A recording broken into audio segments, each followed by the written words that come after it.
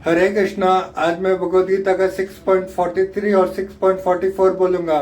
तो गीता बोलने से पहले हरे कृष्ण कृष्ण कृष्ण हरे हरे, हरे राम राम राम हरे हरे।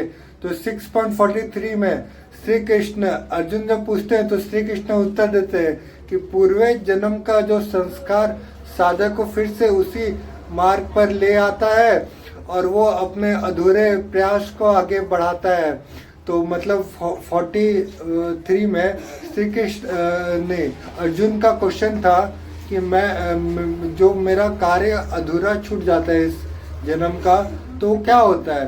तो श्री कृष्ण उत्तर देते हैं कि आपका जो अधूरा कार्य अच्छा कार्य रहता है वो अगले जन्म में आप उसको पूरा करने का मिलता है और ऐसा आपको मौका मिलता है।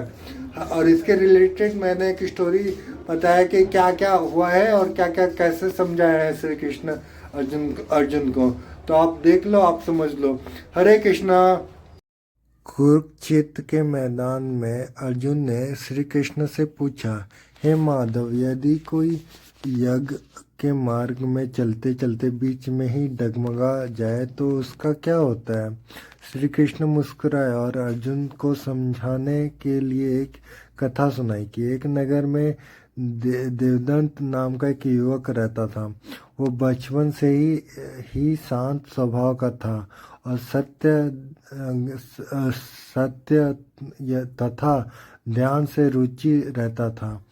उसने अपने जीवन में ईश्वर को प्राप्त के निश्चय बना लिया था और योग साधना आरंभ कर दिया।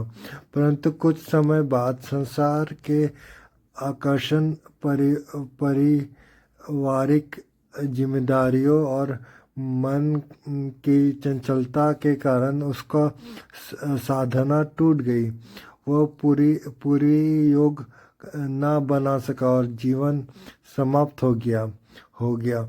समय बीतता गया। देवदत्त ने दूसरा जन्म लिया और एक ऐसे ही परिवार में जन्म लिया जहाँ वातावरण पवित्र था। बालावस्था में ही उसने अपने मन में बिना किसी शक्ति भाव के, वैराग्य के और आत्मचिंतन के परिवार दिखाई देने लगी।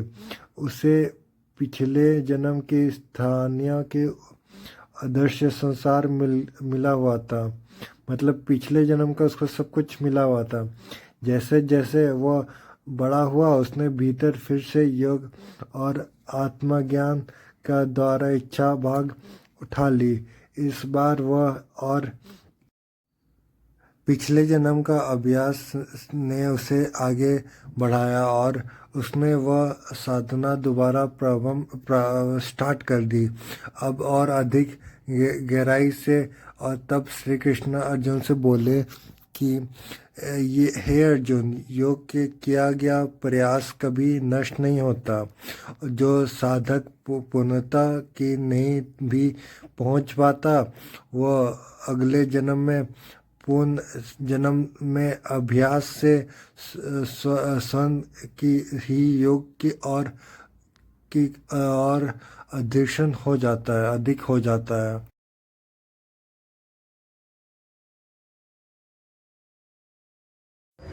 हरे कृष्णा। 6.44 में श्री कृष्ण ये अर्जुन को बताया है कि पूर्व जन्म का साधन इतना शक्तिशाली होता है कि साधक को इस जन्म में भी वही शुद्धि योग का मार्ग पर बढ़ने लगता है और भले ही इसका कारण से वो जिसके कारण से वो पहले जाना जाता था। तो इसमें ये श्लोक में मतलब अर्जुन भगवान पूछे थे श्री कृष्ण से कि क्या होता है, मतलब अगर हम लोग अच्छे कर्म करके और पूरा वो कर्म नहीं कर पाते हैं और मर जाते हैं तो हम लोग को क्या करना होता है। तो इसमें श्री कृष्ण उत्तर दिए हैं कि हम लोग को वो जो पिछले जन्म का कर्म था वो अपने आप भली भांति अपने आप कहीं ना कहीं से आ जाता है सामने। तो हम लोग को वो कंफर्टेबल लगता है वो ज्ञात होने में और फिर से हम लोग उस कार्य को बढ़ा लेते हैं। तो इसके रिलेटेड भी मैंने एक स्टोरी तैयार किया है, आप स्टोरी देखो। हरे कृष्णा। कुरुक्षेत्र में अर्जुन ने अभी भी सोच में डूबा हुआ था। उसने पूछा कि हे कृष्ण, यदि किसी ने पिछले जन्म का योग को अभ्यास किया था तो क्या वह इस जन्म में बिना प्रयास किए ही आगे बढ़ जाता है? तभी श्री कृष्ण ने एक कथा के माध्यम से उत्तर दिया कि एक गांव में एक संतन नाम का युवक रहता था। वह साधारण परिवार में जन्मा था। उसे उसके उसके स्वभाव में कुछ विशेषता थी। बचपन से ही उसे ध्यान, एकांत और सत्य की और सच्ची महसूस होती थी। जब अन्य बच्चे खेल कूद में लगे रहते थे तब वो शांतनु चुपचाप किसी वृक्ष के नीचे बैठकर आंख बंद करके लेता था। उसे स्वयं नहीं पता था कि यह आकर्षण कहाँ से आ रहा है। कोई उसे योग सिखाने वाला नहीं था, फिर भी उसका मन अपने आप साधना की ओर जाता था, जैसे किसी अदृश्य शक्ति ने उसे छू रखा हो।